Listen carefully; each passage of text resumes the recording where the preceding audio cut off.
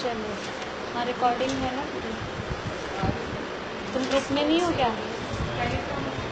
हाँ, तो ग्रुप में सारी तो भेज दी एक दिन, टेलीग्राम वाले ग्रुप में सारी आ गई। इस फोन से आ रही है? हाँ, इसी फ़ोन से आ रही है, अभिषेक के नाम से। अभिषेक के नाम से क्या? मुझे क्या पता था, मैं तो अभिषेक की तो ग्रुप में आ रही है ना, हाँ, ग्रुप में आ रहा है ना, ग्रुप में तो वही आएगा। कुछ पूछना है आप लोगों को जो परसों हुए अपने काव्य उसमें? मेरा कर्तव्य है कि मैं पूछ लूँ आपसे। पहली चांस आपकी है। एक चीज चैप्टर से मैं पूछिए। आपने फोर्थ लेसन में बताया था कि समुद्र में 12 तत्व हैं, उसमें 4 इकाई की तेल, 4 इकाई की देवी 8, एक में मुनि और एक में माता जी को क्या बोलते हैं? हाँ, आरिका, और फिर एक में श्रावक और फिर तिर्यंश। तो श्राविका में है, ठीक है? श्राविका आरिका एक ही में। श्राविका और आरिका हाँ,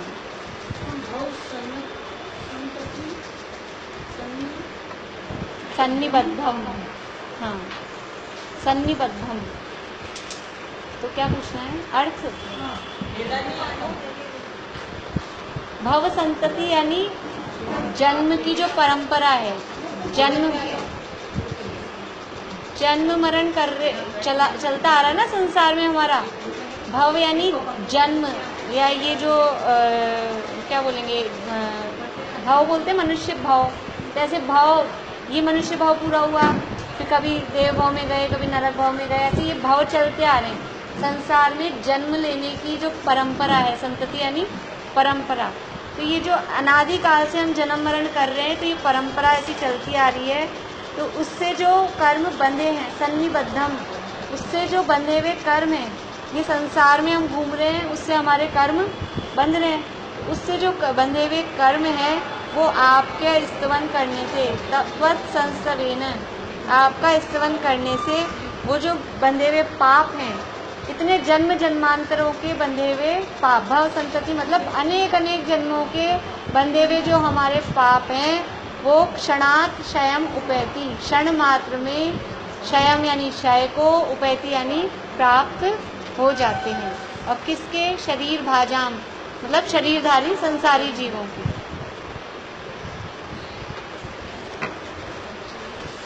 देखिए, शार्वरम यानी शार्वरम, रात्रि का, अंधकार तो अंधकारम, ठीक है? हाँ, तो शार्वम यानी रात्रि का, अंधकारम यानी अंधकार। हाँ, ये पीछे ही रख लो, दोनों पीछे। चलिए थोड़ा आगे बढ़ते हैं, नेक्स्ट कर लेते हैं अपन, फिर पूछती हूँ क्योंकि टाइम तो हो गया 7:30। नहीं 8, तो फिर 2-3 काव्य नहीं होंगे ना 8 बजे। शांति जी का दादा नहीं है। कौन सा वाला? 6वां और 7वां? चलो देखो। अल्पश्रुतम श्रुतवताम परिहास धाम। अल्पश्रुतम बोले बेला अभी। हाँ, शास्त्रों का कम जानकार है।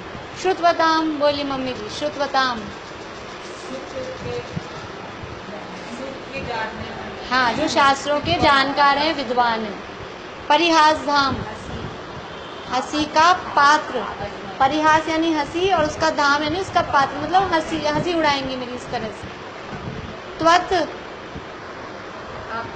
आपकी, भक्ति ही एव, भक्ति रेव है ना, तो उसका बनेगा भक्ति ही एव। भक्ति यानी भक्ति, भक्ति यानी भक्ति स्तुति, और एव यानी ही। मुखरी बोली ममता अभी। मुखरी, मुखरी, हाँ बोलना, बोलने के लिए। मुखरी यानी बोलने वाला, वाचाल, मुखरी। बोलने के लिए, मुखर का मतलब होता है बोलने वाला, मुखरी का मतलब है बोलने के लिए। कुरुते बोलिए भाभी, कुरुते। जल्दी जल्दी जवाब देते जाइए आप लोग।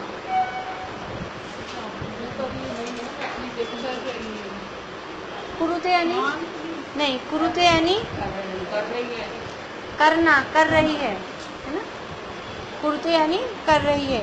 बलात् माम, बोली राइट आंटी, संधि विच्छेद क्या होगा? बलान माम,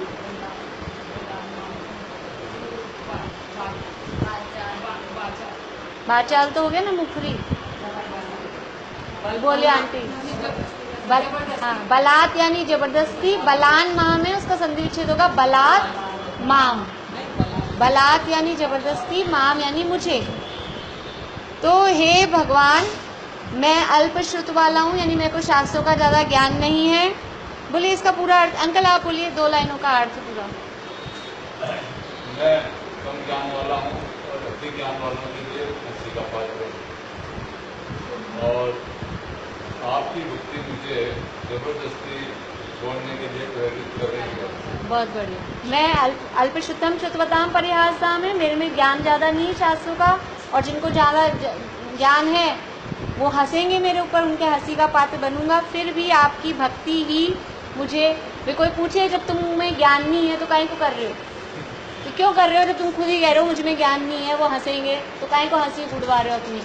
तो कह रहे हैं कि आपकी भक्ति मुझे बोलने के लिए, ये भक्ति करने के लिए प्रेरित कर रही है।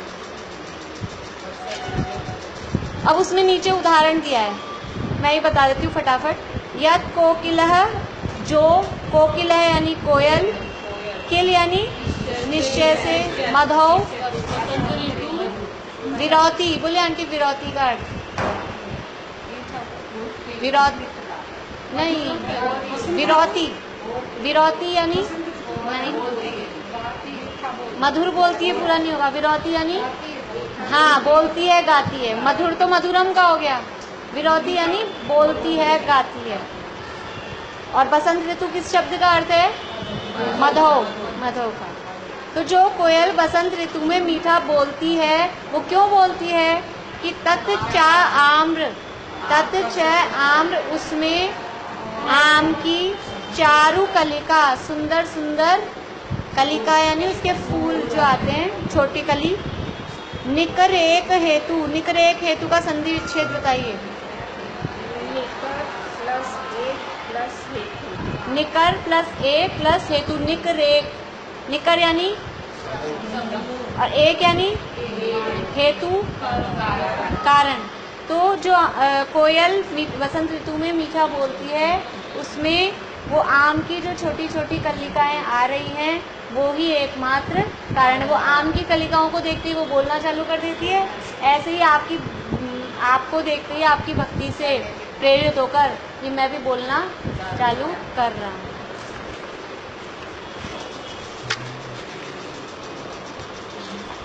सातवां, हाँ, सातवें के ऊपर की 2 लाइन तो हो ही गई। नीचे का आक्रांत लोकम अली नीलम शेष माशु, आक्रांत यानी फैला हुआ, छाया हुआ। लोकम अली नीलम, लोकम यानी लोक में, अली नीलम, अली यानी भंवरा, और नीलम यानी काला, नीला काला मतलब। अशेषम आशु, नीलम अशेष माशु, म है ना, म में से अ निकलेंगे, दोनों जगह के म में से अ निकलेंगे। नीलम अशेषम आशु, अशेषम मतलब नहीं, अशेषम यानी गहरा नहीं, अशेषम यानी संपूर्ण, और आशु यानी शीघ्र, आशु मीन्स शीघ्र। सूर्यांशु, बोलिए होना हवी, सूर्यांशु, सूर्य की किरणें। भिन्नम एव, भिन्नम यानी छिन्न भिन्न करना, भेद देना। एव यानी समान, उसके समान, उसके जैसे। शार्वरम अभी बताया था, रात्रि का अंधकारम यानी। तो आपके स्तवन करने से शरीरधारी जीवों के, संसारी जीवों के जन्म जन्मांतरों के पाप वो क्षण मात्र में नष्ट हो जाते हैं। कैसे नष्ट हो जाते हैं? जैसे कि पूरे लोक में जो रात्रि का अंधकार छाया हुआ है, वो सूर्य की एक किरण मात्र से वो नाश को प्राप्त हो जाता है। वैसे ही आपका स्तवन करने से इतना जन्मों जन्मों के जो पाप बंधे हुए हैं, वो सारे पाप खत्म हो जाते हैं। आप दोनों मिलके ये उठा के यहाँ ले आओ ना, आपकी टेबल बहुत पीछे हो गए, शक्ल भी नहीं दिख रही। यहाँ पता नहीं यहाँ वो लेवल एक सा हो गया ना अपना, तो शक्ल नहीं दिख पाती फिर।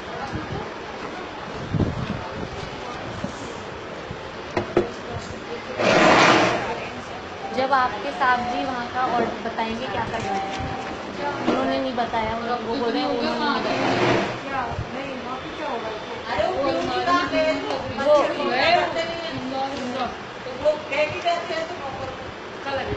मत्वेति नाद तव संस्तवनम मयेदम आरभ्यते तनुधियापि तव प्रभावात्। मत्वेति, मत्वेति यानी मत्वा इति, मत्वा इति, मत्वा यानी मानकर, इति यानी ऐसा, ऐसा मानकर। कैसा मानकर? बोलो बिला अभी, कैसा मानकर?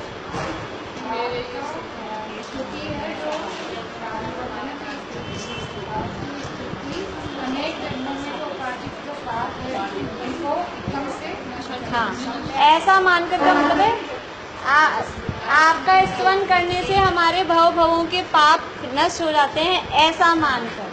ठीक है, कि ऐसा मानकर में वो पिछले वाला।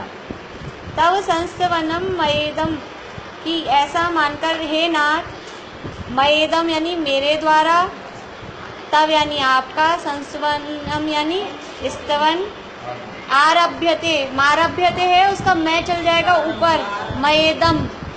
मैं थोड़ा फास्ट बता रही हूँ, इसलिए जिनको देखना है वो बिल्कुल उपयोग इधर ही रखें, जिन्होंने एक बार भी नहीं पढ़ा है। मयेदम, मा आएगा नीचे से, मारभ्यते में से मैं ऊपर चल जाएगा, मयेदम आरभ्यते, मयेदम यानी मेरे द्वारा, मया इदम मेरे द्वारा, इदम यानी यह, मया मेरे द्वारा, इदम यानी यह, आरभ्यते यानी प्रारंभ किया गया है, तनुधियापि, तनुधियापि यानी प्रीति छोटी बुद्धि, हाँ अल्प बुद्धि वाला, अल्प बुद्धि वाला होने पर भी, तनु यानी अल्प छोटा, धिया यानी बुद्धि, और अपि यानी भी, अल्प बुद्धि वाला होने पर भी, तव प्रभावात, तव यानी आपके, प्रभावात यानी प्रभाव से, ऐसा मानकर कि आपका स्तवन करने से जन्म जन्मांतरों के पाप नष्ट हो जाएंगे, तो अल्प बुद्धि होने पर भी मेरे द्वारा आपका ये स्तवन प्रारंभ किया गया है। और ये स्तुति जो मैं स्तवन आपका कर रहा हूँ, ये कैसा होगा? मैं अल्प बुद्धि हूँ फिर स्तुति कर रहा हूँ, तो स्तुति कौन पूछेगा? इतनी जैसे इतनी तो दुनिया भर की स्तुतियाँ लिखी भी है, तुम्हारी स्तुति को कौन पूछेगा? कोई कहे मान दूंगा आचार्य से कि तुम कर रहे हो, तुम खुद ही कह रहे हो अल्प बुद्धि हूँ, फिर काय को स्तुति लिख रहे हो? और तो क्या कह रहे हैं?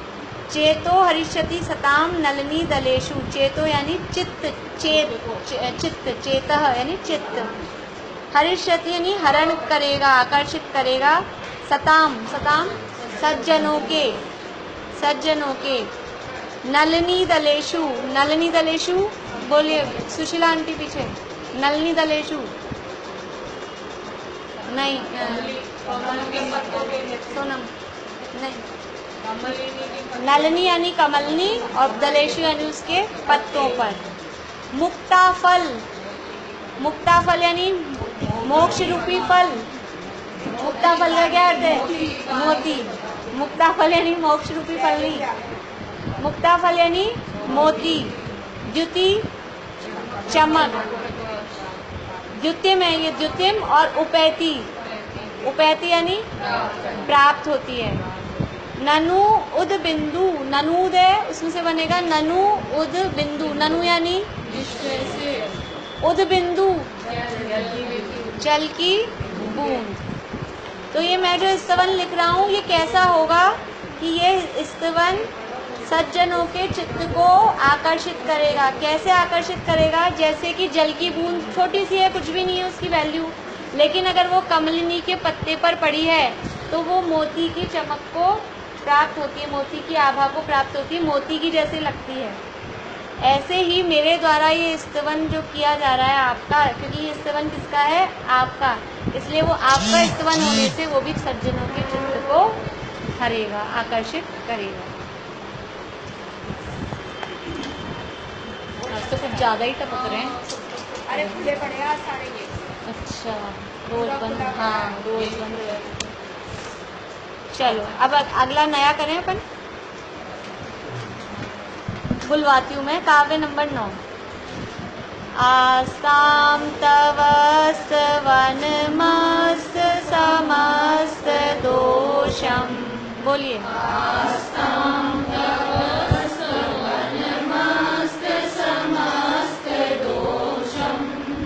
त्वत्सङ्कथापि जगतां दुरितानि हन्ति।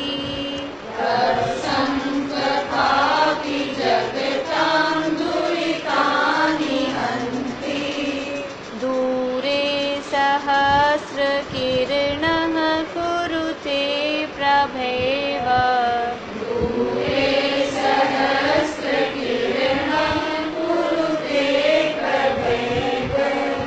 पद्माकरेषु जलजानि विकास भांजी।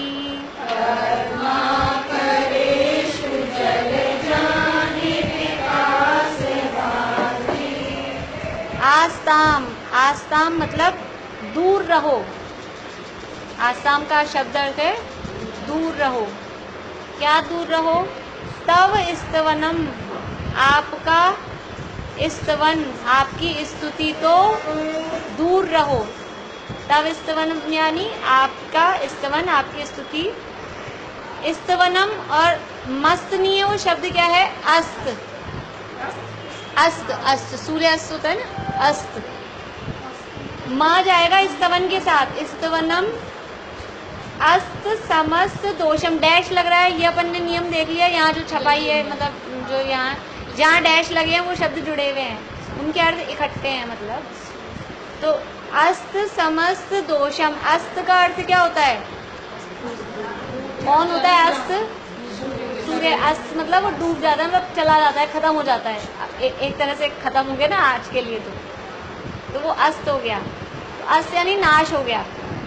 समस्त दोषम, इस समस्त दोष जिसमें से अस्त हो गए हैं, यानी कि नाश को प्राप्त हो गए हैं। या आप कैसे हो कि आपके समस्त दोष नष्ट हो गए हैं। ये भगवान के लिए कहा कि आप कैसे हो भगवान? आप अस्त समस्त दोषम, आपके संपूर्ण दोष नाश को प्राप्त हो गए हैं। तो आपके संपूर्ण दोष नाश को प्राप्त हो गए हैं। और फिर अभी आगे से जुड़ेगा, आपका स्तवन तो दूर ही रहो। तो ये तो संबोधन है। अस्त समस्त दोषम, ये क्या है? संबोधन। कि हे निर्दोष परमात्मा, सीधा एक शब्द में कहेंगे जिनके समस्त दोष नाश को प्राप्त हो गए हैं, तो क्या कहेंगे? निर्दोष। कि हे समस्त दोष जिनके नाश को प्राप्त हो गए हैं, ऐसे निर्दोष परमात्मा, आपका स्तवन तो दूर ही रहो। फिर क्या कह रहे हैं आगे? त्वत् संकथा अपि। त्वत् यानी आपकी, संकथा यानी आपकी वार्ता, सम्यक वार्ता, सम्यक चर्चा, आपकी मतलब बात ही। स्तुति में तो महिमा कहेंगे, लेकिन आपकी बात, आपका नाम भी लेते हैं ना, तो क्या होता है? जगताम दुरितानि हंति। जगताम यानी जगत के, जगत के जो जीव हैं। दुरितानि, दुरितानि यानी पाप, दूर नहीं। दुरितानि यानी पाप। और हंति का अर्थ है नष्ट हो जाता। तो हे निर्दोष परमात्मा, आपका स्तवन तो दूर रहो। आपकी स्तवन करेंगे जब तो पता नहीं क्या होएगा।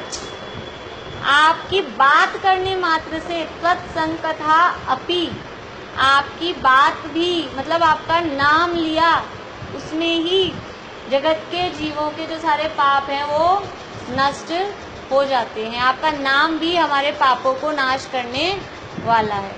भगवान की भक्ति करने में।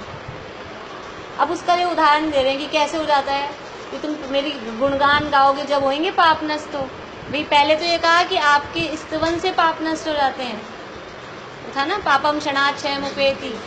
तो वो कह रहे हैं स्तवन से हो जाते हैं, तो बात छोड़ो, आप स्तुति तो दूर रहो, भक्ति तो दूर रहो। पहले स्तुति किया है, फिर उसमें उपमा दिया है। हाँ, फिर उसके उदाहरण दिए। और सारे उदाहरण, उपमाएं बिल्कुल डिफरेंट हैं, रिपीट नहीं हो रही कहीं भी। ये विशेषता है इसकी। और संबोधन अलग अलग दिए गए हैं, संबोधन भी छाटते जा रहे हैं। ये अलग अलग संबोधन है, हर छंद में जब संबोधन देंगे तो कुछ नया ही देंगे। दूरे सहस्र किरणः कुरुते प्रभैव, दूरे यानी दूर से ही, या दूर रहो, दूर से ही नहीं, दूरे आस्ताम के साथ जुड़ेगा। आस्ताम का अर्थ तो था दूर रहो, और यहाँ भी वही दूरे आस्ताम उसी के साथ जुड़ेगा। दूरे आस्ताम के साथ ही है। दूरे यानी दूर। सहस्र किरण, सहस्र किरण किसे कहते हैं? सूर्य को, हजारों किरणें वाला। कितनी होती है सूरज में, कितनी हजार किरणें होती है, अभी उन्होंने बताई थी। अरुण जी, किसने सुने ये प्रवचन? आप तो थे ही नहीं सेक्शन में, और किसी को ध्यान नहीं है? 12 अपन ने तो लिखी, अब चौथे अध्याय की कॉपी खोल के देखना, चौथे अध्याय वाली कॉपी खोल के देखना। 12,000 किरणें होती है सूरज में, और 12,000 किरणें होती है चंद्रमा में। तो उसलिए 12,000 मतलब हजारों हो गई ना, तो सूरज का एक पर्यायवाची शब्द है सहस्र किरण। सहस्र रश्मि भी बोलते हैं, वही रश्मि मतलब भी किरण ही होता है ना। सहस्र रश्मि नाम कहाँ आता है ध्यान में?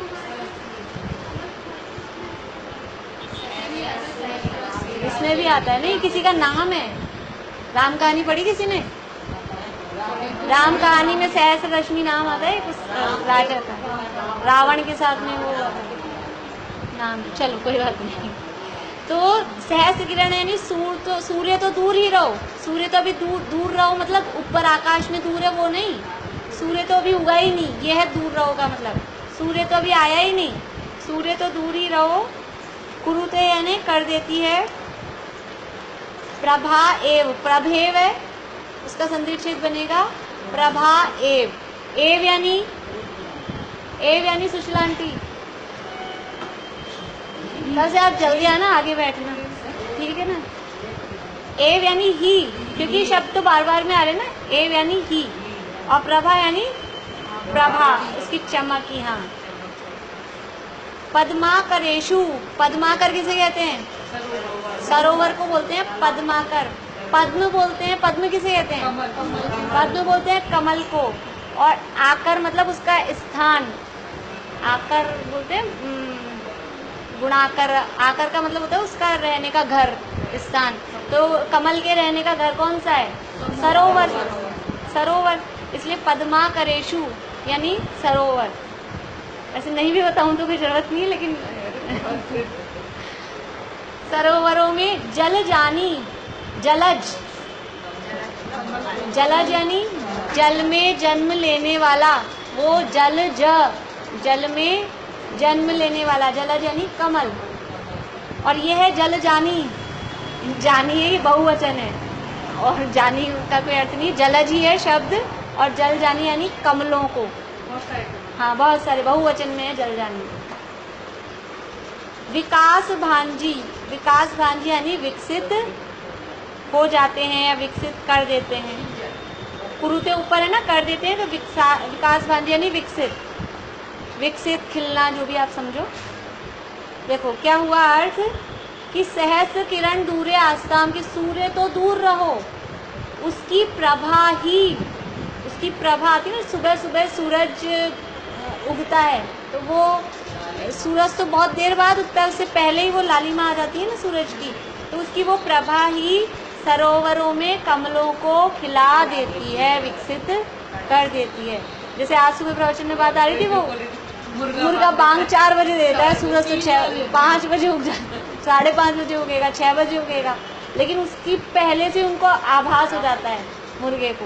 वैसे ही कमल भी उसकी वो हाँ, नहीं देगा, मतलब ये तो इन लोगों को जैसे आभा वो रहता है ना। हाँ हाँ, तो वो कमल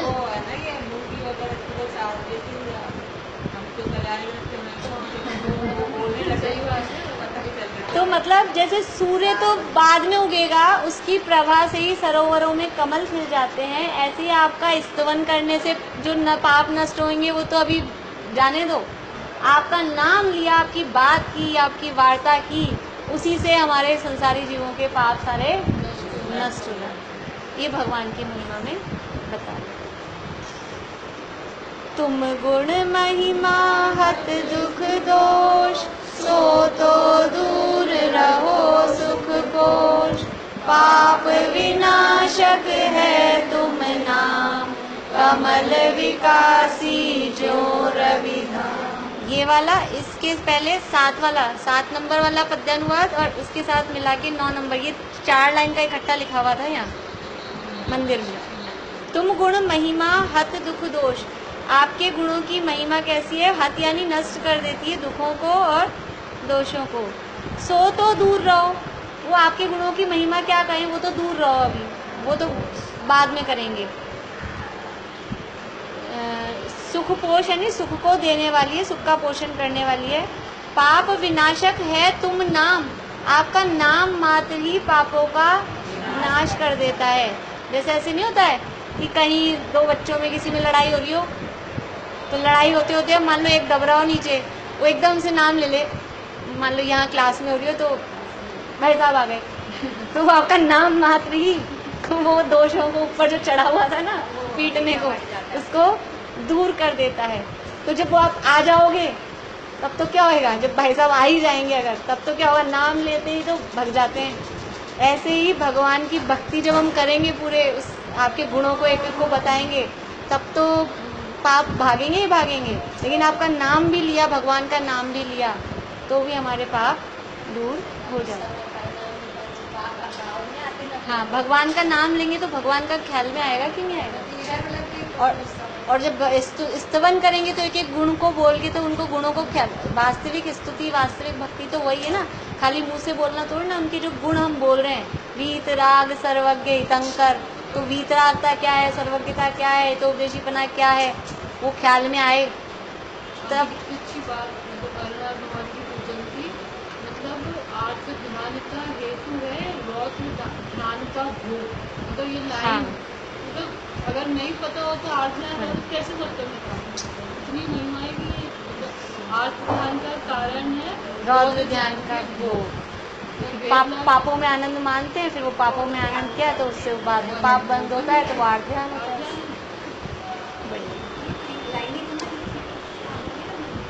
पहले लिखी थी, पुराना जब था ना ये मंदिर का, चारों तरफ ये 24 तीर्थंकर वंदना नहीं थी, अलग अलग बनारसी दास जी के और ऐसे ऐसे ये लिखे हुए थे, भगवान की भक्ति वाले ही लिखे हुए थे सब। ये तो अभी 5 साल, जब ये पंचकल्याणक हुआ था तब हुआ ना ये।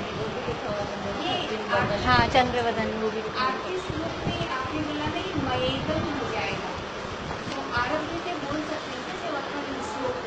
हाँ, अगर मये दम बोलेंगे तो आरभ्य से बोल सकते हैं।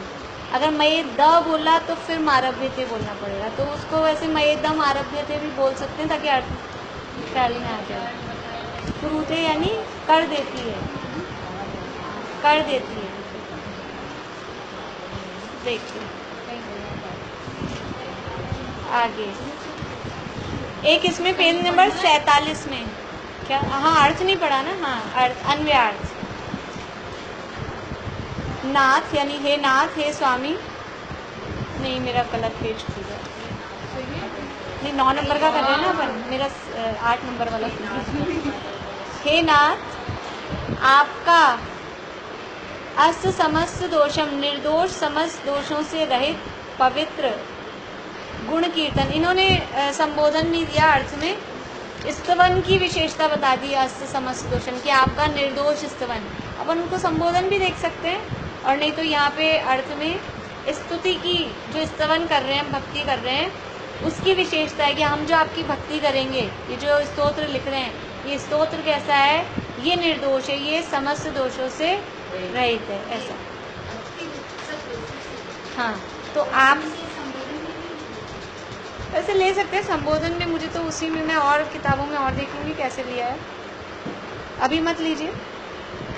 आपका अस्त समस्त दोषम यानी निर्दोष समस्त दोषों से रहित पवित्र स्तवनम यानी गुण कीर्तन, दूरे आस्ताम तो दूर ही रहे, त्वत्संकथा अपि आपकी सद्वार्ता चर्चा मात्र से ही जगताम दुरितानि हंति प्राणियों के पाप नष्ट हो जाते हैं। जैसे कि सहस्र किरण यानी सूर्य, दूरे आस्ताम तो दूर रहे। तस्य प्रभा एव, उसकी किरणों की कांति ही पद्माकरेषु, सरोवर में जलजानी यानी कमलों को विकास भांजी प्रफुल्लित पुरुते कर देती है। हाँ, खिलना, विकसित होना।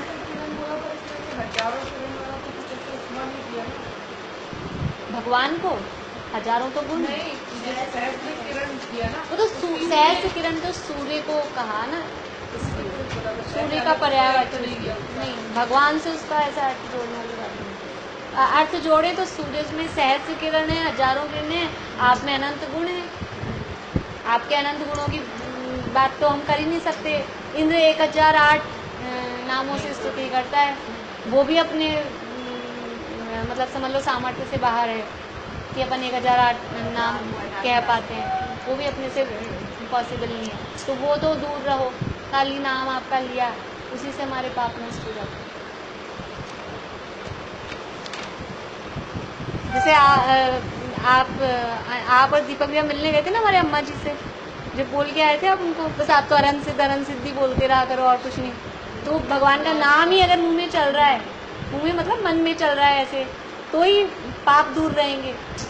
भगवान का नाम, ये अपने जो सुभौम चक्रवर्ती की कहानी आती है ना नरक गया, वो क्या है कि भगवान का नाम मुंह में जब तक है, मतलब हृदय में जब तक है, हम स्मरण कर रहे हैं अंदर ही अंदर, तब तक कोई हमारा कुछ नहीं बिगाड़ सकता।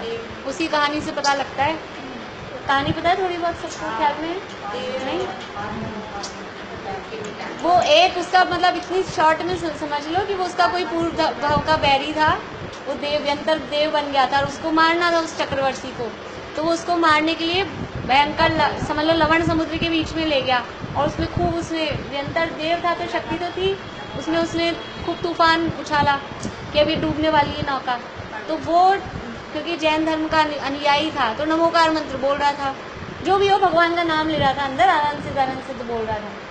तो उसका कुछ उस पर असर नहीं चल रहा था, वो जो कर रहा था उस पर कोई असर नहीं हो रहा था। तो उसको ये समझ में आया कुछ ना कुछ अंदर मंत्र जप रहा है।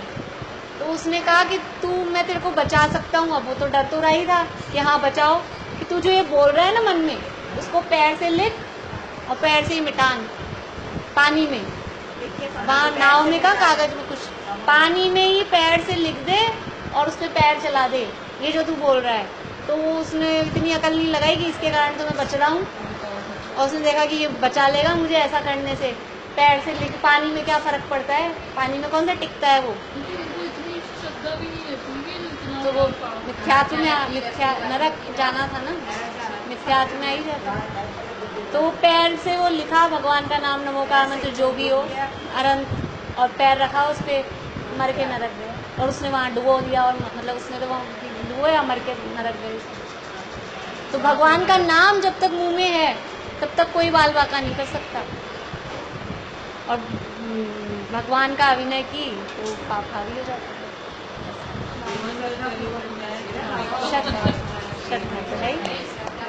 ऐसे वो बोलते ना ऐसे सब पापों का नाश करने वाले हैं, हो गया ना। हाँ, तो उसमें भी वहाँ देखो जो अपनी नमोकार मंत्र की जो दादा ने लिखी ना किताब नमोकार महामंत्र, उसमें बताया कि नमोकार मंत्र सब पापों का नाश करने वाला है। आप तो कहते हो, और हमारे तो पाप तो दिख रहे हैं। हम तो दिन में कितनी बार बोलते हैं, 9 बार सुबह उठ के, फिर मंदिर में 9 बार, फिर यहाँ 9 बार, दिन भर में मिलाई कितनी बार हो जाता है अपना 9 बार करके, नहीं हो जाता है। तो उसका क्या कि जिस समय हम नमोकार मंत्र बोल रहे हैं उस समय तो हमारा उपयोग, उस समय पाप नहीं आ सकते। अगर नमोकार मंत्र मुंह से बोल रहे हैं और दिमाग कहीं और ही है तो बात अलग है। लेकिन अगर हम भगवान के स्मरण पूर्वक, पंचपरमेश्वर जी के स्मरण पूर्वक नमोकार मंत्र बोल रहे हैं तो उस समय पाप नहीं आ सकते। सब पापों का नाश करने वाला है, उस समय पुण्य नहीं बनेगा ये विशुद्ध भावों से अगर हम बोल रहे हैं। इसलिए उस समय के लिए तो पाप नहीं आ रहे, तो उतने समय के लिए पापों का नाश करने वाला है। ऐसा देखिए, ये एक मैं गुरुदेव के प्रवचन आप लोग ये पढ़ा करिए, मैंने कहा था प्रवचन अच्छे हैं प्रवचन गुरुदेव के। 47 पेज पे एक अच्छी, मतलब इससे ऐसे कोई ज़्यादा रिलेटेड नहीं है लेकिन कुछ नई बात लगी मुझे। नीचे लास्ट पैरा, चंद्रमा को देखकर कोई कहता है कि उसमें हरिण का चिन्ह दिख रहा है, हिरण का चिन्ह दिख रहा है। कोई कहता है कलंक है, चंद्रमा में कलंक दिखता है ना, बीच में दाग। परंतु हे नाथ, यह चंद्रमा पर कलंक का चिन्ह नहीं है, अपितु स्वर्ग के देव परम भक्ति से आपका गुणगान गा रहे हैं। वहाँ जो ज्योतिष देव है ना, वो आपका गुणगान गा रहे हैं। और हिरण होता ना, हिरण पता है कौन सी इंद्रिय में फंसता है? कर्ण इंद्रिय में। कर्ण इंद्रिय के वश होकर हिरण अपने प्राण गंवाता है। हिरण को राग सुनने का, अच्छा मधुर संगीत सुनने का बहुत शौक होता है। मतलब हिरण को उसी से पकड़ा जाता है, मधुर संगीत के माध्यम से। तो वो वहाँ भक्ति कर रहे थे, वो तो देव वहाँ। अब उसको आ गई आवाज आपकी भक्ति की, देवों की भक्ति की। तो स्वर्ग के देव परम भक्ति से आपके गुण गाते हैं। उसे संगीत में विरुदावली, उसे नहीं होना चाहिए, उस संगीत में विरुदावली को सुनने के लिए ही मानो यहाँ से हिरण वहाँ चांद पे चला गया। ऐसे उपमा बता रहे कि चांद में वो हिरण क्यों दिखता है, उपमा है ऐसा कुछ। हिरण तिरंजगति का वहाँ जा नहीं सकता, लेकिन बता रहे हैं कैसे कि वो वहाँ आपका गुणगान गा रहे हैं ना। बन जाता होगा नहीं बन जाते होंगे ना। हाँ नहीं, लेकिन वो तो चांद में वैसे ही दिखता है। वो तो ये तो उपमा बताई गई है, भगवान की महिमा बता रहे हैं कि वो देव आपकी भक्ति कर रहे थे ना, वो भक्ति इतनी जोर शोर से कर रहे थे कि उसको सुनने के लिए वो हिरण वहाँ पे चांद में पहुँच गया, इसलिए वो वहाँ चांद में हिरण दिखता है।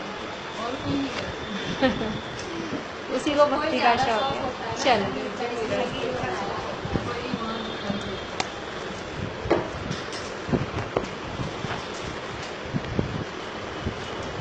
काव्य 10। नात्यद्भुतं भुवन भूषण भूतनाथ, नात्यद्भुतं भुवन भूषण भूतनाथ, भूतेर्गुणैर्भुवि भवन्तमभीष्टुवन्तः,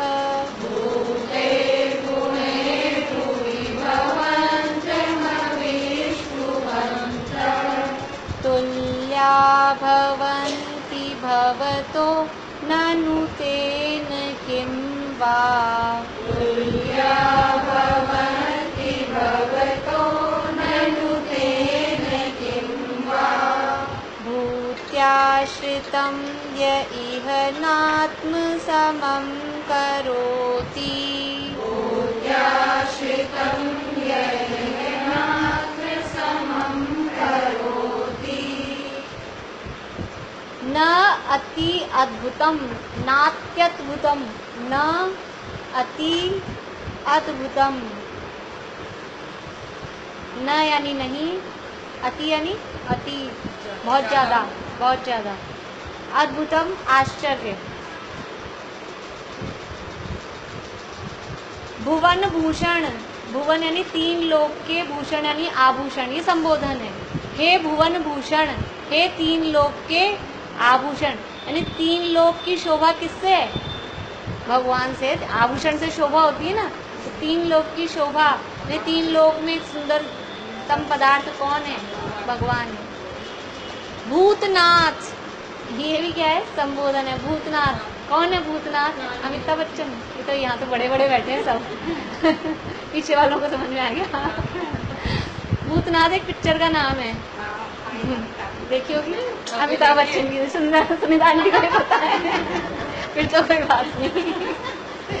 लेकिन यहाँ भूत का अर्थ क्या होता है? देखो, अपन ने भूत शब्द तत्वार सूत्र में कहीं पढ़ा है।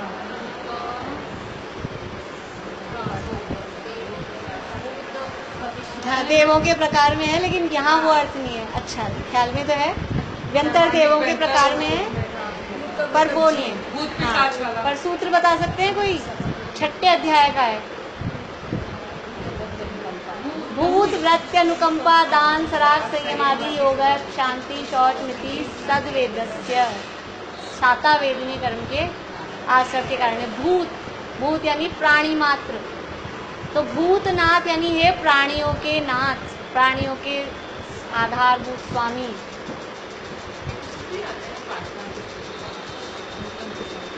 हाँ, वो भूत तो वही व्यंतर देव वाले भूत है, वो तो व्यंतर देव वाले के भूत।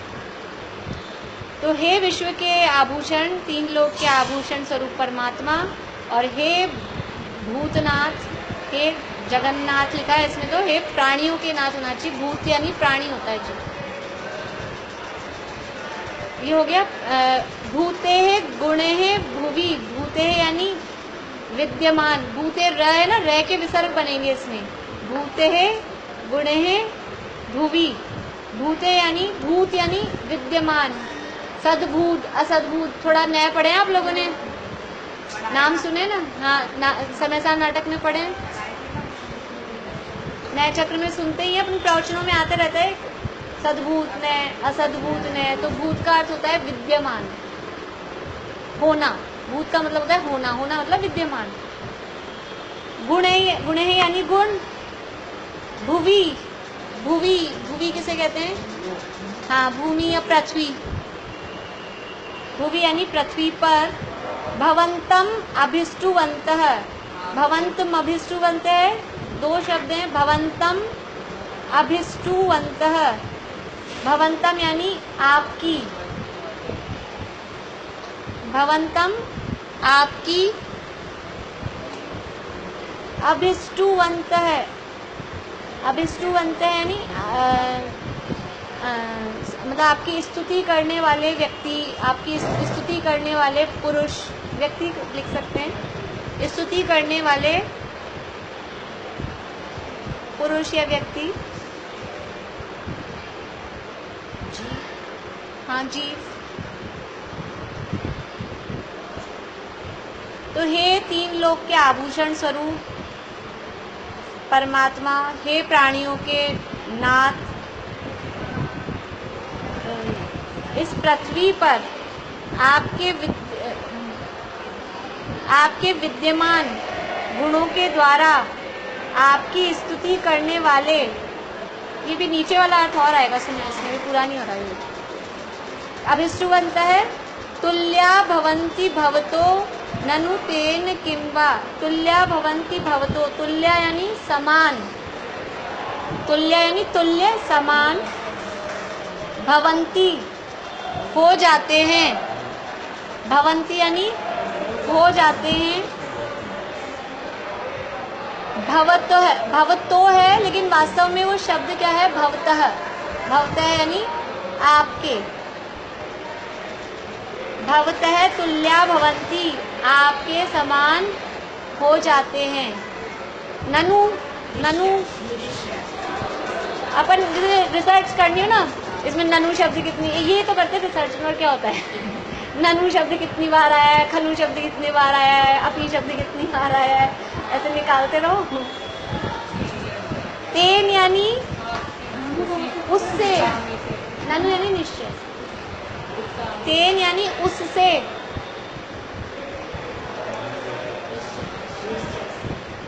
तेन यानी उससे, किम यानी क्या, वा यानी, वा का अर्थ होता है अथवा, वा का अर्थ अथवा होता है, लेकिन ये पाद पूर्ति के लिए लगाया, मतलब खाली जगह भरने के लिए, कुछ शब्द कम पढ़ रहे हो, वैसे कोई खास उसका अर्थ जुड़ता नहीं। भूत्याश्रितम, भूत्या आश्रितम, भूत्याश्रितम, भूत्या आश्रितम, नहीं आ रही आवाज? भूत्या यानी विभूति, संपत्ति, आश्रितम यानी आश्रित, या इह, हिंदी क्लास बंद होती चालू कर दिया, यह यानी जो, इह यानी अपना अपना पुण्य है। इनको सुनो, शक्ल भी नहीं दिख रही, अरे भैया इनको बोलो 5-10 मिनट बंद रखिए मशीन, 5-10 मिनट बंद रखिए, 5 मिनट। वो तो रुचि ने बंद करवा दी होगी ना, रुचि ने बंद करवा दी होगी। इह यानी इस लोक में, इह शब्द का अर्थ हमेशा इस लोक में होता है, कई जगह आएगा इह लोक भय पर, इह लोक इस लोक में, न आत्म समम, न यानी नहीं, आत्म समम, आत्म यानी अपने, समम यानी समान, अपने समान, करोति यानी करता है,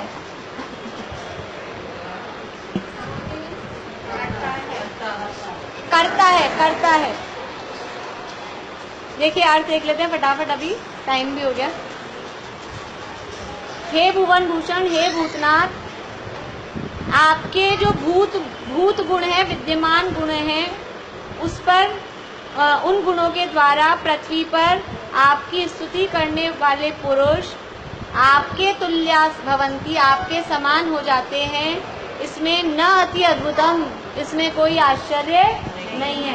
यानी आपकी स्तुति करने वाले पुरुष आपके समान हो जाते हैं, तो ये कोई आश्चर्य वाली बात नहीं है। अब क्या दे रहे हैं उदाहरण कि किम वा, कि उस स्वामी से, इसमें स्वामी शब्द लिखा हुआ नहीं है लेकिन उसको लेना है वैसे, तेन यानी उस स्वामी से, किम क्या प्रयोजन, कि उस मालिक से क्या प्रयोजन, जो यह यानी जो इस लोक में अपने आश्रित, जो उनके आश्रित सेवक हैं, अपने आश्रितों को, सेवकों को संपत्ति वगैरह देकर अपने समान नहीं कर ले, उस स्वामी से क्या प्रयोजन है, क्या उसका आश्रय। मतलब यह है कि जो धनवान पुरुष की सेवा करता है, तो धनवान पुरुष जो है, सेठ जी हैं, वो उसको भी धन संपत्ति वैभव देते। देखो अपन कोई अगर जैसे अपने बच्चे को, ऐसा होता है ना, बच्चे को रखने के लिए अपन छोटी लड़की को, किसी लड़के को रख लें कि भाई इसको रखना, अब उसके पास अच्छे कपड़े वपड़े नहीं और अपने को चलना है पार्टी में, तो अपन उसकी फटी पुरानी ड्रेस में ले जाते हैं क्या, उसको अपन देते हैं कि थोड़े ठीक ठाक कपड़े पहन के जाए, पार्टी में जा रहे हैं। तो ऐसा मतलब जो दुनिया में जो स्वामी है वो भी अपने सेवक को अपने समान कर लेते हैं। तो आपकी स्तुति करने वाले जीव आपके समान हो जाएं, भगवान बन जाए वो भी, इसमें क्या आश्चर्य है। जो आपकी स्तुति कर रहा है, दुनिया में तो भगवान की भक्ति करने वाले भक्ति बने रहते हैं, दुनिया में जो बाहर भगवान दिखते हैं, लेकिन यहाँ आपकी भक्ति करने से आपके समान ही वो भगवान बन जाते हैं। इतना ही लेते हैं, कल फिर से रिपीट कर लेंगे। हाँ।